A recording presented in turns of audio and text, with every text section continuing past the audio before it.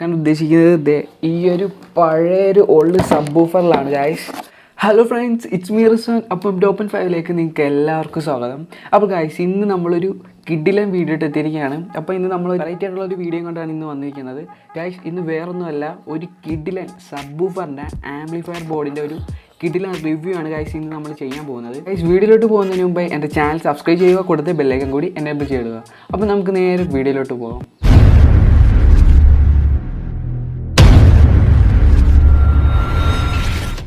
അപ്പോൾ ഗൈസ്, ഇതൊരു വളരെ ബഡ്ജറ്റ് ഫ്രണ്ട്ലി ആയിട്ടുള്ള ഒരു കിഡിലൻ ആംപ്ലിഫയർ ബോർഡാണ് ഗൈസ്. ഇതിന് ഏകദേശം ഒരു 300-350 രൂപയാണ് ഇതിന് വില വരുന്നത്. അതും പവർഫുൾ ആയിട്ടുള്ള അടിപൊളി ആംപ്ലിഫയർ ബോർഡാണ്. ഇതിൻ്റെ പവർ ഔട്ട്പുട്ട് എന്ന് പറയുന്നത് 100 വാട്ട്സ് ആണ്. അതായത് ഒരു 12 ഇഞ്ച് സബ്വൂഫറൊക്കെ സെറ്റ് ചെയ്യാൻ പോകുന്നവർക്ക് ഒരു അടിപൊളി ആംപ്ലിഫയർ ആണ് ഗൈസ് ഞാൻ ഇത് റെക്കമെൻഡ് ചെയ്യുന്നത്. അപ്പോൾ നമുക്ക് ഇതിൻ്റെ ഡീറ്റെയിൽസും കാര്യങ്ങളിലേക്കൊക്കെ കടക്കാം. അപ്പോൾ ഗൈസ്, ഈ കാണുന്നതാണ് നമ്മുടെ ആംപ്ലിഫയർ ബോർഡ്. ഇത് 100 വാട്ട്സ് ഔട്ട്പുട്ട് തരുന്ന ഡ്യുവൽ ട്രാൻസിസ്റ്ററിൻ്റെ സബ്വൂഫർ ബോർഡാണ് ഗൈസ്. ഇതിൽ തന്നെ കാണാവുന്നതാണ്. ഇതിന് പറ്റിയത് 12 ഇഞ്ചിൻ്റെ സബ്വൂഫറാണ്. അതായത് അടിപൊളി വർക്ക് കിട്ടണമെങ്കിൽ 12 ഇഞ്ചിൻ്റെ സബ്വൂഫർ വെച്ചാലാണ്. ഇതിൻ്റെ ഓരോ ട്രാൻസിസ്റ്ററും വരുന്നത് TIP 3055 എന്ന മോഡലിലാണ്. നല്ല അടിപൊളി പവർഫുൾ ട്രാൻസിസ്റ്ററാണ് നമുക്കിതിൽ സെറ്റ് ചെയ്തിരിക്കുന്നത്.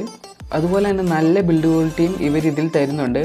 ഇതിൻ്റെ വർക്കിംഗ് വോൾട്ടേജ് എന്ന് പറയുന്നത് 27 വോൾട്ടാണ് ഡ്യുവൽ സപ്ലൈ. അപ്പോൾ ഗൈസ്, അതിനുവേണ്ടി നല്ല അടിപൊളി ഫിൽറ്റർ കപ്പാസിറ്റർ നമുക്കിതിൽ സെറ്റ് ചെയ്ത് തന്നിട്ടുണ്ട്. ഇത് 50 വോൾട്ട് 2200 UFൻ്റെ കപ്പാസിറ്ററാണ് നമുക്കിതിൽ സെറ്റ് ചെയ്ത് തന്നിരിക്കുന്നത്. അപ്പം ഈ കാണുന്നതാണ് ഇതിൻ്റെ ഫിൽറ്റർ സെക്ഷനും കാര്യങ്ങളും സബ്വൂഫറിൻ്റെ.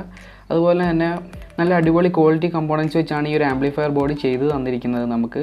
ഇതിൻ്റെ പ്രൈസ് എന്ന് പറയുമ്പം ഏകദേശം ഒരു 350 അടുത്താണ് ഇതിൻ്റെ പ്രൈസ് വരുന്നത്.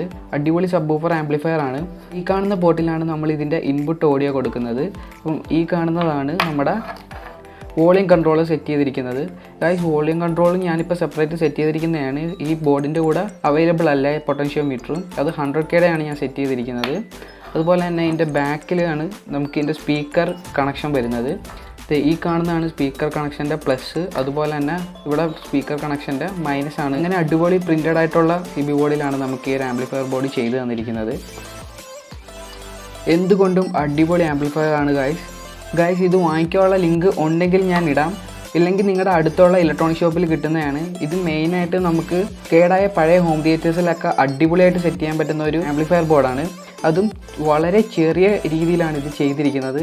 അതുകൊണ്ട് നമുക്ക് ഏത് ക്യാബിനറ്റിലും അടിപൊളിയായിട്ട് സെറ്റ് ചെയ്യുന്ന ഒരു ആംപ്ലിഫയർ ബോർഡാണ്. അപ്പം ഇത്രയൊക്കെയാണ് ഈ ബോർഡിനെ പറ്റി നമുക്ക് പറയാനുള്ളത്.